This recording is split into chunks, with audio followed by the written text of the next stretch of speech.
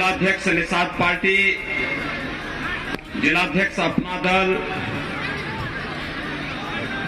लोकप्रिय विधायक और भारतीय जनता पार्टी के कादीपुर से प्रत्याशी श्री राजेश गौतम जी, आनंद प्रकाश द्विवेदी जी, संदीप सिंह जी, विवेक सिंह जी, रामचंद्र चौधरी जी, राजित राम जी, राजेश सिंह जी, मनोज मौर्य जी, दिलीप चौधरी जी, सर्वेश मिश्रा जी, श्रीमती करिश्मा गौतम जी, आज के इस कार्यक्रम में उपस्थित भारतीय जनता पार्टी के सभी पदाधिकारीगण और भारी संख्या में यहां पर उपस्थित कादीपुर विधानसभा क्षेत्र से जुड़े हुए भाइयों बहनों,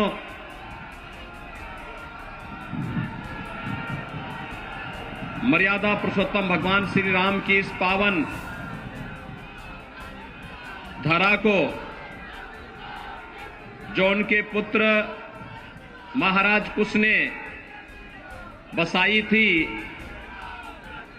इस धरती को मैं कोटि कोटि नमन करता हूं। भाइयों बहनों, ये मान्यता है कि बजरंगबली हनुमान जी ने इसी धरती पर कालनेमी राक्षस का वध किया था। और भाइयों बहनों, आज बजरंगी बनकर के राजनीति के उन कालनेमियों को अपने वोट की कीमत से उनको करारा तमाचा आपको मारना है, इसका आह्वान करने के लिए मैं आज आपके बीच आया हूं।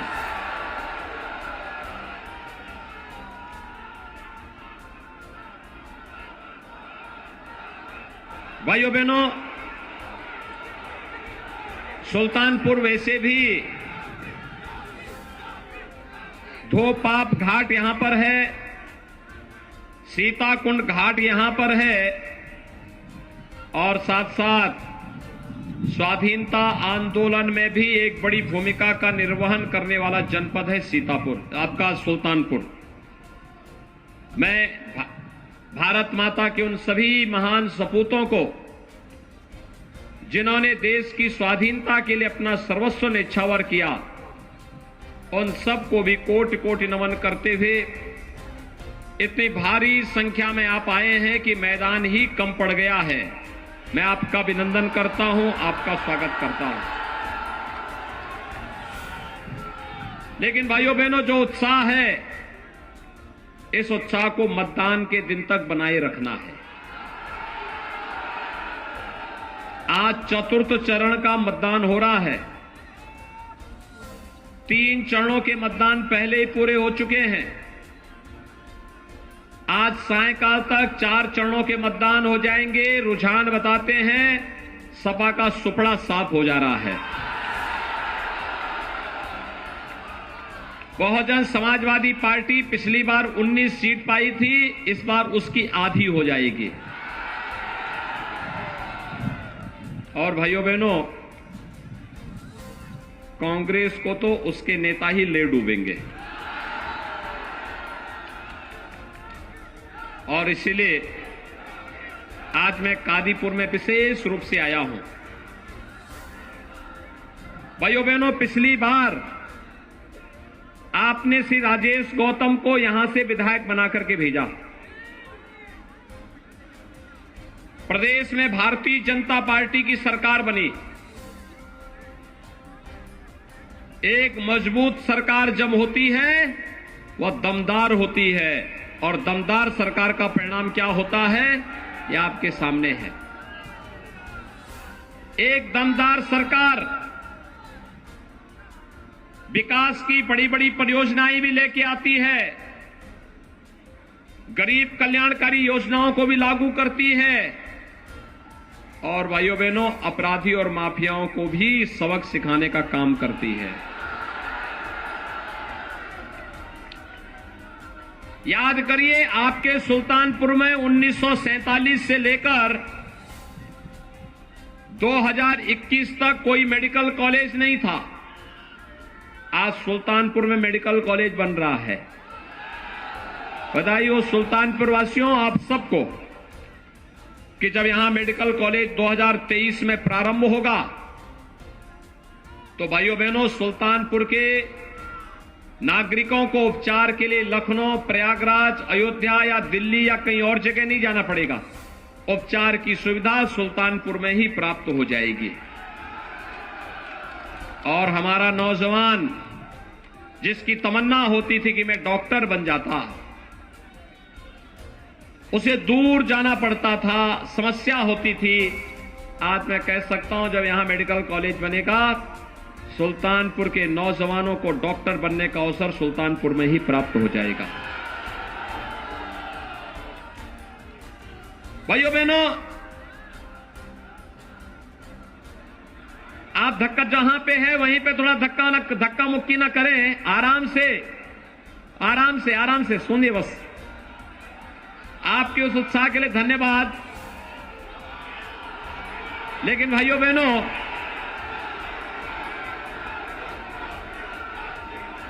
एक्सप्रेस हाईवे, पूर्वांचल एक्सप्रेसवे आपके सुल्तानपुर में सर्वाधिक जारी और कादीपुर विधानसभा क्षेत्र सर्वाधिक उससे लाभान्वित हुआ है।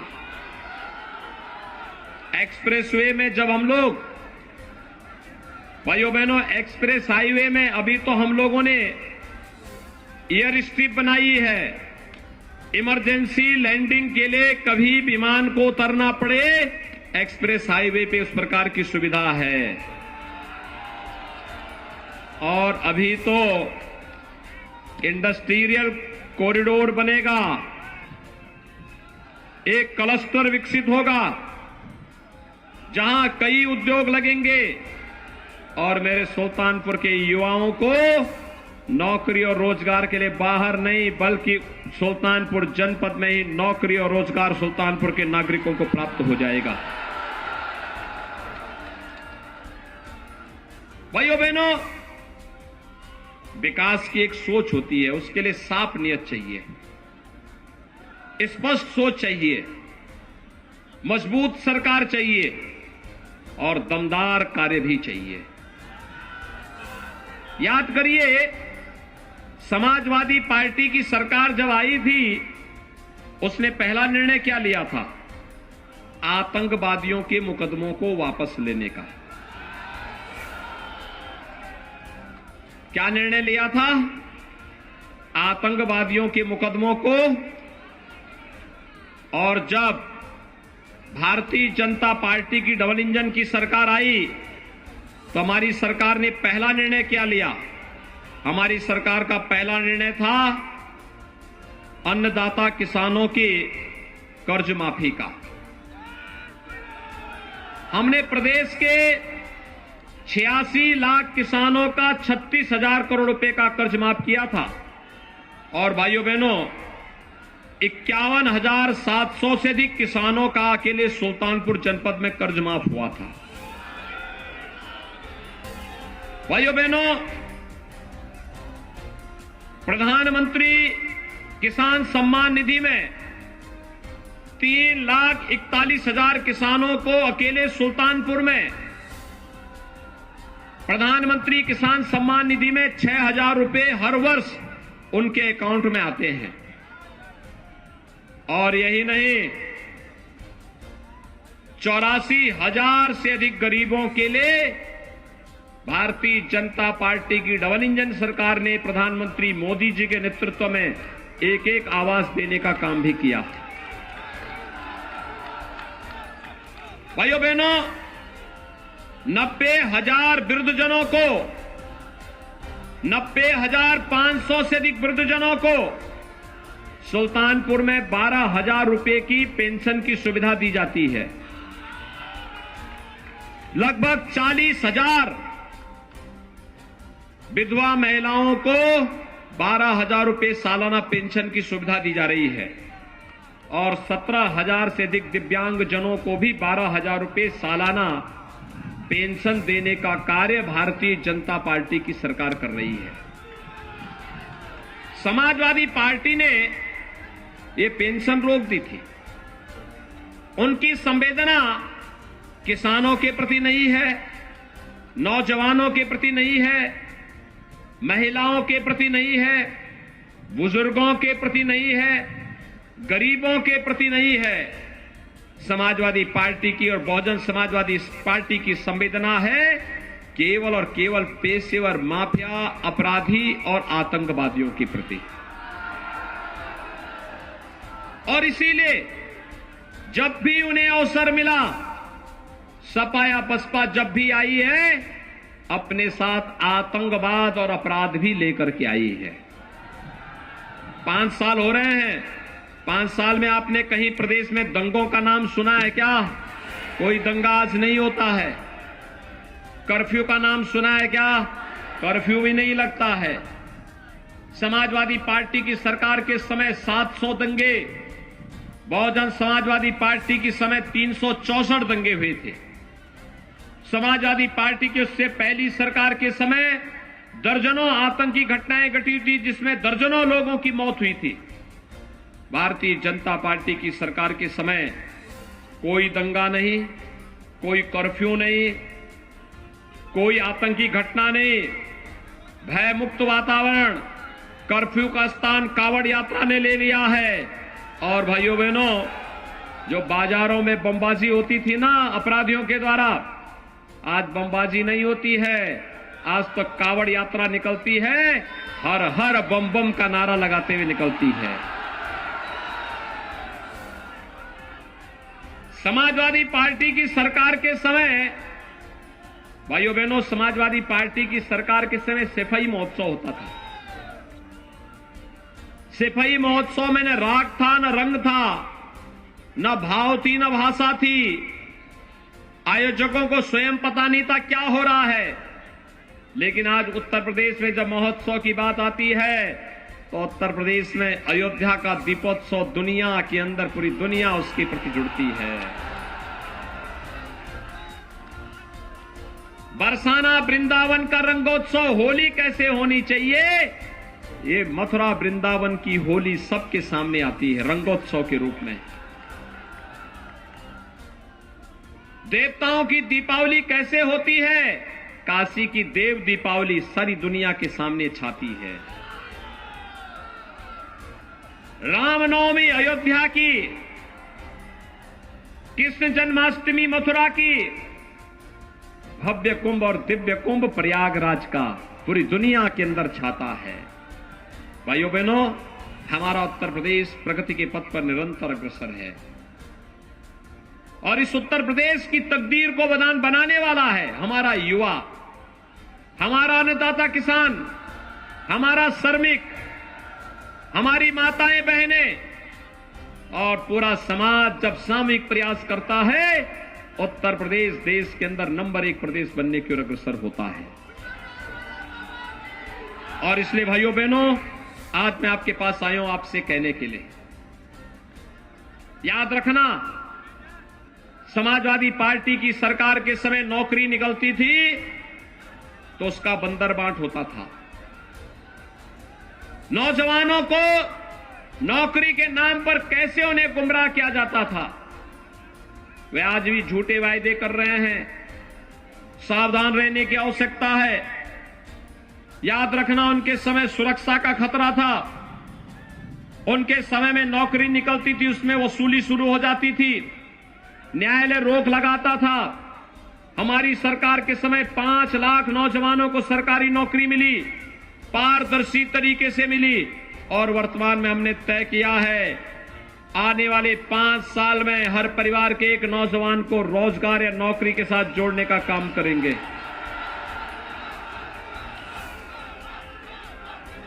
हमने तय किया है, वर्तमान में हमने तय किया है 1 करोड़ नौजवान को टैबलेट और स्मार्टफोन दे रहे हैं। सुल्तानपुर के भी कुछ नौजवानों को मिला है। समाजवादी पार्टी ने चुनाव आयोग को शिकायत किया कि नौजवानों को नहीं मिलना चाहिए। हमने कहा भी कोरोना में ऑनलाइन एजुकेशन की व्यवस्था होनी चाहिए। ऑनलाइन प्रिपरेशन की तैयारी होनी चाहिए, ऑनलाइन एग्जामिनेशन की तैयारी होनी चाहिए। कैसे होगा? हमारा नौजवान कैसे करेगा? लेकिन उन्होंने चुनाव आयोग को कंप्लेंट किया है और हमने तय किया है, अभी तो 1 करोड़ नौजवान को दे रहे हैं, 10 मार्च के बाद प्रदेश के 2 करोड़ नौजवान को देंगे टैबलेट और स्मार्टफोन। और जो खर्चा आएगा, डिजिटल एक्सेस का जो खर्चा आएगा, वह मां बाप के ऊपर नहीं पड़ेगा, उसको भी सरकार स्वयं वहन करेगी। भाइयों बहनों, कोरोना कालखंड है, फ्री में टेस्ट, फ्री में उपचार, फ्री में वैक्सीन। वैक्सीन कितने लोगों ने लिया है? वैक्सीन का पैसा तो नहीं लगा, फ्री में मिला है ना। याद रखना, अगर सपा बसपा या कांग्रेस की सरकार होती, ये सब ब्लैक हो जाती, सब बाजार में बिक जाती। फ्री में वैक्सीन, सबको वैक्सीन। और भाइयों बहनों, डबल इंजन की सरकार है ना, तो राशन भी 2 बार मिल रहा है कि नहीं मिल रहा है? और राशन के साथ दाल, रिफाइंड तेल, नमक, ये सभी मिल रहा है ना। अच्छा, मुझे एक बात बताओ, आपके यहां बिजली आती है कि नहीं आती है? आ रही है? 2017 के पहले भी आती थी क्या? भाइयों बहनों, मैं आपसे पूछना चाहता हूं, ये समाजवादी पार्टी और बहुजन समाजवादी पार्टी के लोगों से पूछो कि सरकार तो प्रदेश वही, तंत्र वही, लेकिन भाइयों बहनों, उनसे पूछना चाहता हूं, उनसे पूछा जाना चाहिए, प्रदेश वही, तंत्र वही, क्यों सरकार बदली है? पहले लोग प्रदेश की जनता को राशन के लिए, बिजली के लिए तरसाते थे। आज भाइयों बहनों, मैं आपसे कहूंगा, आज इनको वोट के लिए तरसा दीजिए। आज इनको जवाब दीजिए। इनके समय में नहीं मिलता था, भारतीय जनता पार्टी की डबल इंजन की सरकार आपको सारी सुविधा दे रही है। और भाइयों बहनों, कारण है, आज एक्सप्रेसवे बन रहा है, मेडिकल कॉलेज बन रहा है, फ्री में राशन, फ्री में वैक्सीन, हर घर बिजली, हर घर नल की योजना भी आ रही है। और अभी तो हमने तय किया है कि 10 मार्च के बाद होली और दीपावली के अवसर पर उज्ज्वला योजना के हर लाभार्थी को 2 रसोई गैस के सिलेंडर फ्री में उपलब्ध करवाएंगे। 60 साल से ऊपर की हर माता और बहन को फ्री में परिवहन निगम की बस में जाने की सुविधा उपलब्ध करवाएंगे। और भाइयों बहनों, यह भी तय किया है, कॉलेज जाने वाली हर मेधावी बेटी को स्कूटी भी देंगे। और नौजवान को जो कंपटीशन की तैयारी कर रहा है, उसके जिले में ही अभ्युदय कोचिंग की व्यवस्था भी फ्री में करवाएंगे। भाइयों बहनों, सपा बसपा के लोग समझ ही नहीं पा रहे हैं कि कहां से इतना पैसा आ रहा है।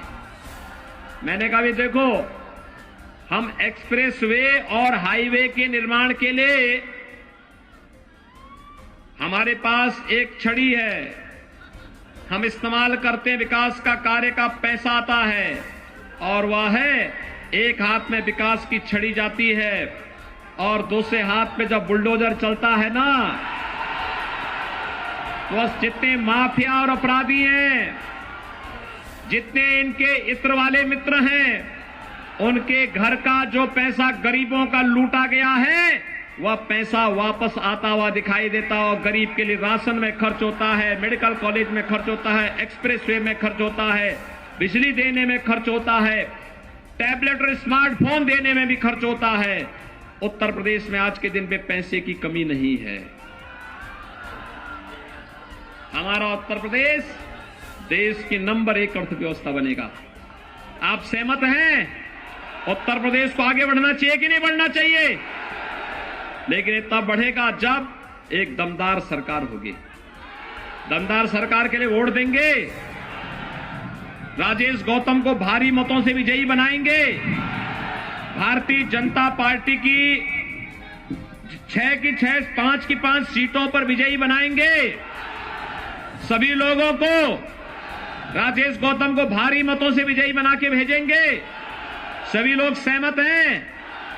लेकिन इसकी शर्त है, चुनाव के दिन पहले मतदान, पहले